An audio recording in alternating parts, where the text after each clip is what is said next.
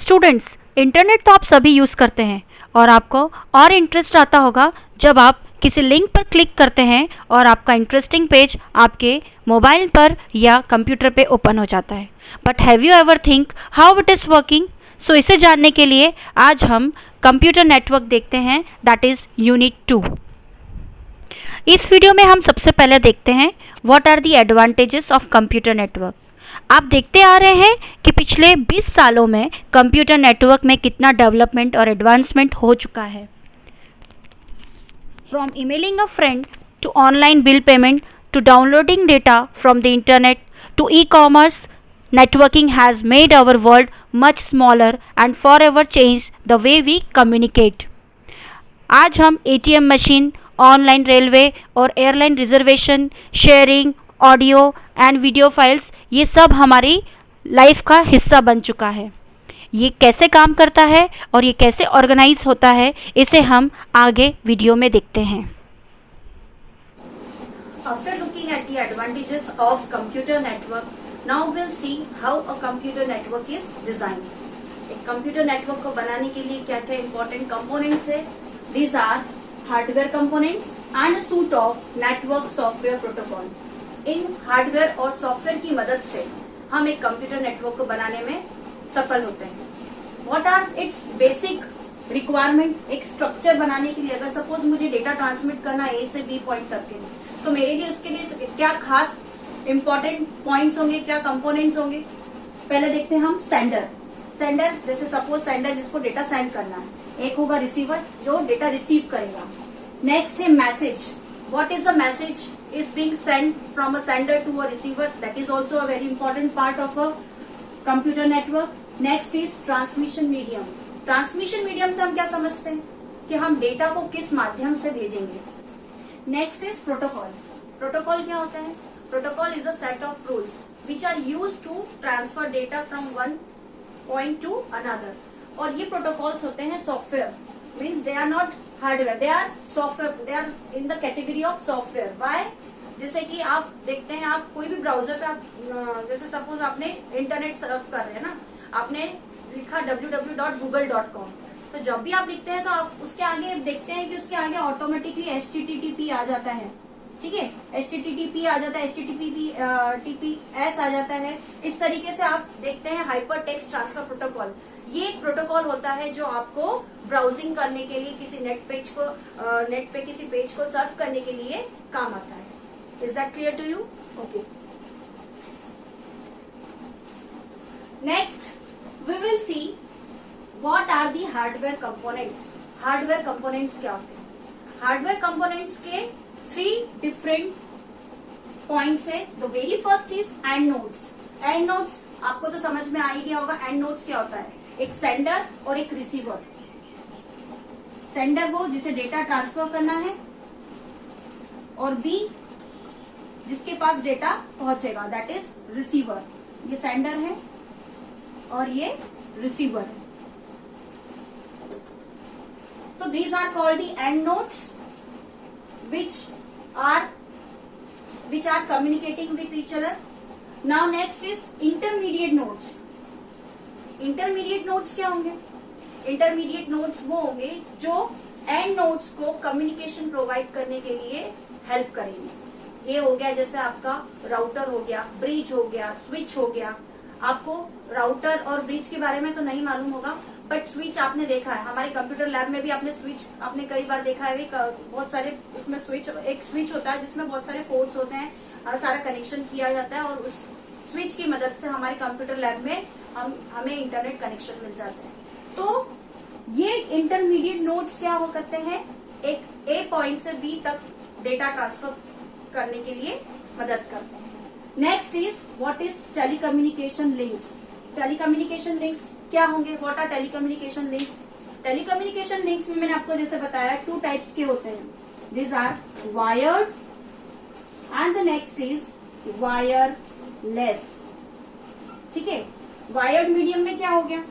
Wired medium में जैसे डिक्स की केबल, कोएक्सियल केबल है ना, ट्विस्टेड पेयर केबल।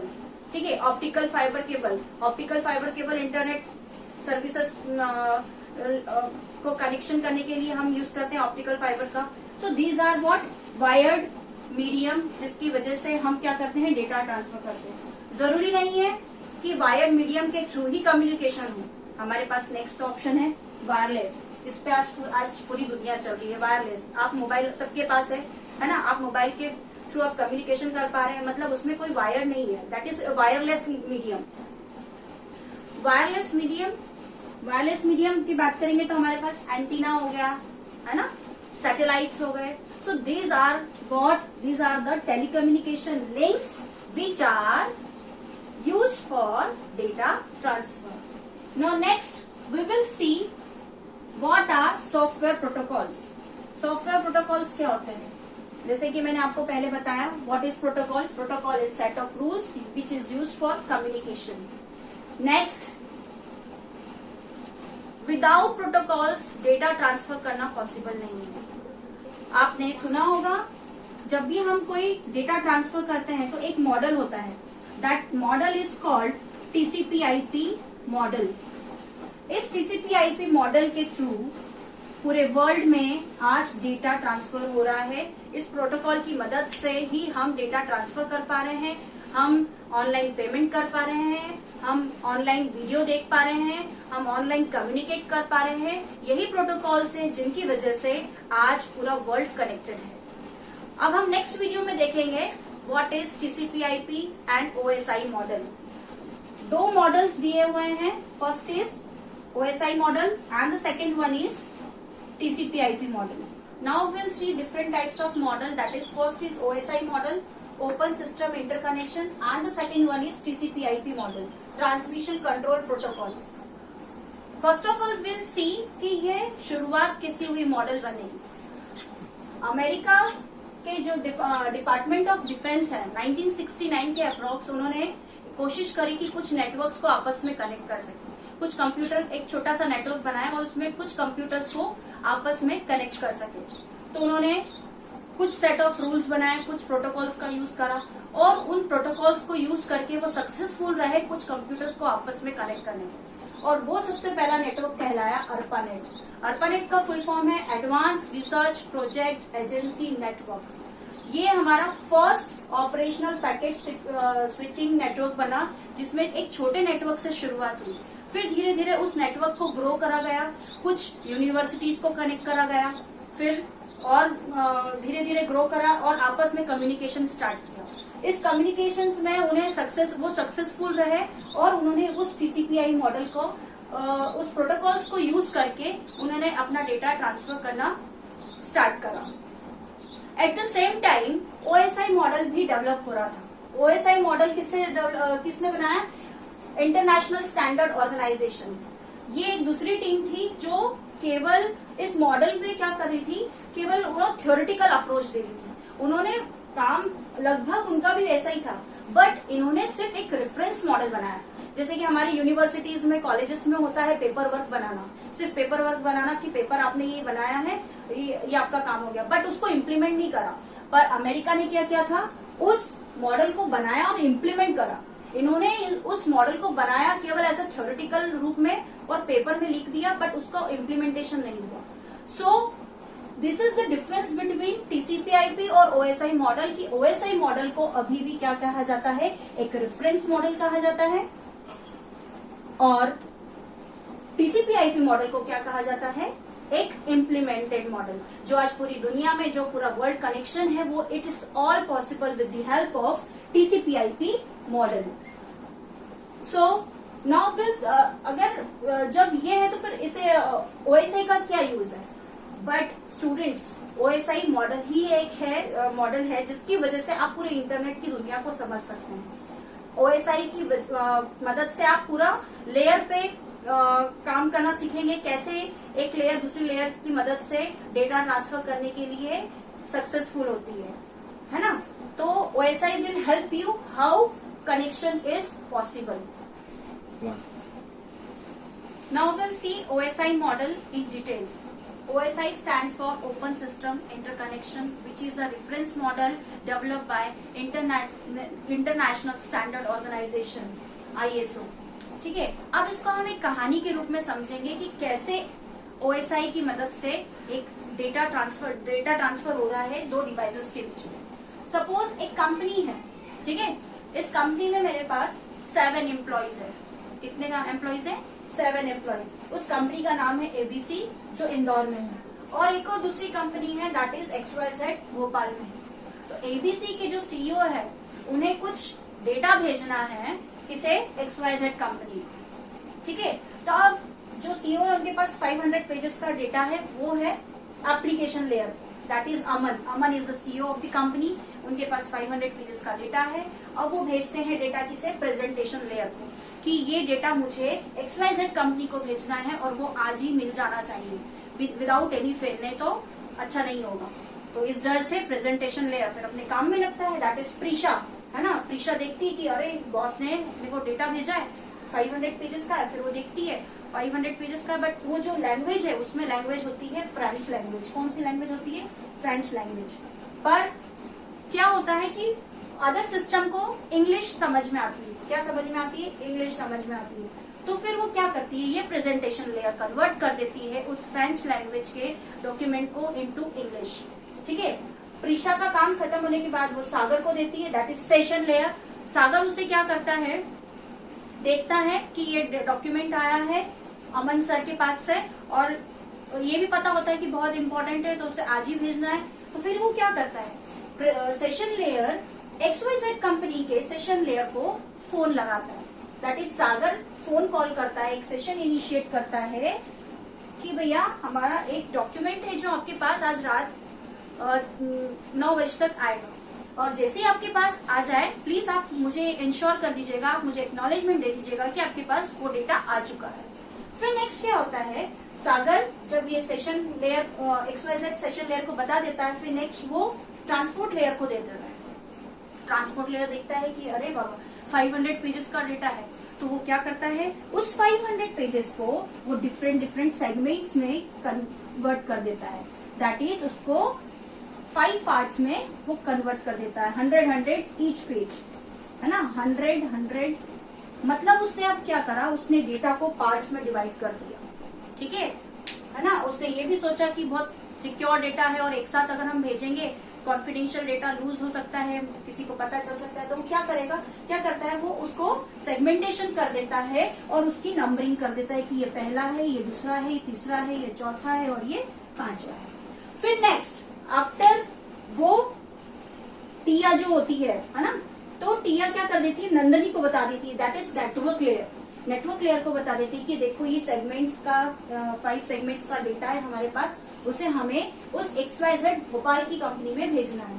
तो जब वो देखती है कि हमारा डेटा है और मतलब फिर नंदनी का काम क्या होता है? Nandini that is network layer, यहाँ पर वो सेंडर और रिसीवर दैट इज टू और फ्रॉम, मतलब किसे भेजना है। जैसे अगर हम कोई लेटर हेड भेजते हैं किसी को, अगर हम कोई लेटर देते हैं तो हम टू लिखते हैं सामने वाले का एड्रेस, और फ्रॉम जिसके द्वारा भेजा गया है। तो वो क्या करता है? नेटवर्क लेयर क्या करता है? उस XYZ भोपाल कंपनी का IP एड्रेस लिखता है। क्या लिखता है? IP address. हमने क्लास 11th में एक बार पढ़ चुके हैं कि IP एड्रेस क्या होता है? इंटरनेट प्रोटोकॉल एड्रेस होता है जो यूनिक होता है और नेटवर्क के कनेक्शन के लिए वो एक आइडेंटिटी प्रोवाइड करता है, ठीक है। तो नेक्स्ट वो क्या करता है? यहाँ पे नेटवर्क लेयर टू और फ्रॉम करके बता देता है। वो खुद का भी एड्रेस लिखता है फ्रॉम में, और टू में सामने वाली कंपनी का एड्रेस लिखता है, दैट इज IP एड्रेस।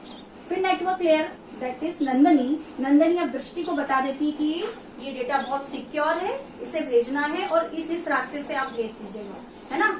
कौन सा शॉर्टेस्ट पाथ है, कौन सा अच्छा पाथ है, उस पाथ से आप वो बता देते हैं कि भैया तुम्हें भोपाल जाना है तो आप देवास होकर मत जाना, आप बाईपास से जाना, तो आपको डेटा जल्दी पहुंचाने में मदद, मतलब ये आपका डेटा फिजिबली आपका और एफिशिएंटली और फास्ट तरीके से पहुंच जाएगा, ठीक है। तो क्या होता है? नेटवर्क लेयर से जब डेटा लिंक लेयर पे डेटा आता है उसके पास में, तो वो क्या करता है कि वो देखता है अरे ये तो डेटा है और बहुत कॉन्फिडेंशियल डेटा है, तो फिर क्या करता है? उसको वो सील कर लगा देता है। सील लगा देता है जैसे हमारे कॉन्फिडेंशियल लेटर पे सील लगती है, जिसे अगर कोई ओपन कर देता है इन बिटवीन तो पता चल जाता है कि ये लेटर ओपन हो गया और ये कॉन्फिडेंशियलिटी इसकी लूज हो गई है। तो यहाँ पर वो उसको क्या कर देता है? सील मार्क लगा देता है सभी डिफरेंट पैकेट्स को। जब वो पैकेट देखो ट्रांसपोर्ट लेयर सेगमेंट में करता है, नेटवर्क लेयर उसको पैकेट्स बना देता है, पैकेट्स जिसमें टू और फ्रॉम लिख देता है। नेक्स्ट यहाँ पर डेटा लिंक लेयर फ्रेगमेंट्स के फॉर्म में आया है। अब जब उसने इसको सेल कर दिया, फिर वो फिजिकल लेयर को बता देता है कि देखो भैया अब आपको डेटा भेजना है XYZ कंपनी को, आप कैसे भी, और ये रास्ता है। फिर फिजिकल कंपनी दैट इज प्रथा पूरी कोशिश करती है कि वो फिर उस लेयर, उस एंड कंप्यूटर के सिस्टम को वो डेटा पहुंचा दे। तो जब वो डेटा ट्रेवल होता है इस तरीके से, है ना, इस तरीके से डेटा ट्रेवल होता है। अब जो फिजिकल लेयर के पास जो डेटा आया, प्रथा ने उसको क्या कर दिया, बिट्स के फॉर्म में कन्वर्ट कर दिया। किसके फॉर्म में कन्वर्ट कर दिया, बिट्स के फॉर्म में। After converting it into bits form, the data is travelling from ABC company to XYZ company. It may be in the form of transmission, wireless medium, or it can be wired medium. It depends कि वो कौन सी technology use कर रहे हैं। तो यहाँ पर उन दोनों ने, फिजिकल लेयर ने इस फिजिकल लेयर को डेटा पहुंचा दिया। फिर जब वो आता है तो फिर क्या होता है, physical layer data link layer को देखता है ना। अब डेटा लिंक लेयर देखता है कि भैया ये डेटा है कॉन्फिडेंशियल है, मतलब यहाँ पे कोई कॉन्फिडेंशियल है, मतलब लॉक है, इसमें कोई भी डेटा एनवेलप नहीं ओपन हुआ है। तो ये मान लेता है कि हमारा डेटा एज इट इज है, इसमें कोई प्रॉब्लम नहीं है। तो इसने यहाँ पे क्या कर लिया, एरर करेक्शन, एरर डिटेक्शन का काम कर लिया डेटा लिंक लेयर ने। फिर नेक्स्ट वो नेटवर्क लेयर पे बता देता है। फिर वो देखता है कि उसने फ्रॉम डाला था ना उस एनवेलप में, इस पैकेट में उसने फ्रॉम डाला था कि कहाँ से आया, उसको पता चल जाता है कि इस ABC कंपनी से डेटा आया हुआ है। फिर नेक्स्ट वो ट्रांसपोर्ट लेयर को भेज देता है ना। ट्रांसपोर्ट लेयर क्या करता है, सारे डेटा ऐसे आते हैं, जैसे सपोज इधर 5 आ गया, फिर इधर 3 आ गया, सपोज 2 आया, फिर 1 आया, मतलब आउट ऑफ ऑर्डर उसके पास डेटा रिसीव होता है ना। आउट ऑफ ऑर्डर रिसीव होने के कारण क्या करता है, वो देखता है कि सारे नंबरिंग इसके आगे पीछे है, तो उसको रीअसेंबल करता है ना। ये डेटा को फ्रेगमेंट्स में कन्वर्ट करता है, सेगमेंट्स में डिवाइड करता है, और ये यहाँ पर उस सेगमेंट्स को वापस reordering, rearranging of the data packet, ताकि जो डेटा है वो करेक्ट ऑर्डर में एप्लीकेशन लेयर को मिल जाए, उस कंपनी के बॉस को करेक्ट तरीके से मिल जाए। फिर वो क्या करता है, सेशन लेयर में जाता है। सेशन लेयर के पास जाता है तो सेशन लेयर यहाँ पर उसे बता देता है कि मुझे डेटा रिसीव हो गया है। तो यहाँ पे वो एक्नॉलेजमेंट भेज देता है कि यस डेटा इज रिसीव, है ना। आफ्टर रिसीविंग द डेटा, अब प्रेजेंटेशन लेयर के पास गया। प्रेजेंटेशन लेयर देखता है कि हाँ ये प्रॉपर फॉर्मेट में है, एंड देन XYZ की जो कंपनी का मालिक है, एप्लीकेशन लेयर को उस डेटा प्राप्त हो जाता, मिल जाता है। Is that clear? अब आपको ये चीज समझ में आ गई होगी कि ये OSI लेयर मॉडल कैसे हमारा डेटा, जब हम कोई इंटरनेट पे काम करते हैं तो 2 डिवाइसेस के बीच में जब डेटा ट्रांसफर होता है तो आप तो नॉर्मली सेंड कर देते हैं, पर उसके बीच में, इन बिटवीन उसके बीच में कितनी प्रोसेसेस होती है। और ये लेयर्स कोई ऐसी बनी हुई नहीं रहती है, ये लेयर्स केवल एक विजुअलाइज, मतलब हर लेयर को बना दिया गया है और उनका सबका वर्किंग होती है। तो वो अपने आप सारी लेयर अपनी वर्किंग करते हैं और डेटा ट्रांसफर करने में मदद करते हैं। This is what OSI model. In next video will see what is TCPI model, है ना। TCPI मॉडल क्या है, इम्प्लीमेंटेड मॉडल है, और OSI मॉडल क्या है, open system interconnected reference model है। अब इसमें हम एक और चीज देख लेते हैं कि जो डेटा, जो OSI मॉडल की जो लेयर्स हैं वो 7 है। Application layer, presentation, session layer, transport, network, this and this. अब उसे याद करने का तरीका all people seems to need data processing. In this manner you can learn the different 7 layers. ये आपको हेल्प करेगा कि 7 लेयर्स कैसे एक के बाद एक आती है। हाँ, इसको आगे पीछे नहीं लिख सकते, it should be in proper order. So this is the way you can learn, or you can create by your own some different tricks to learn these 7 layers. Okay, thank you.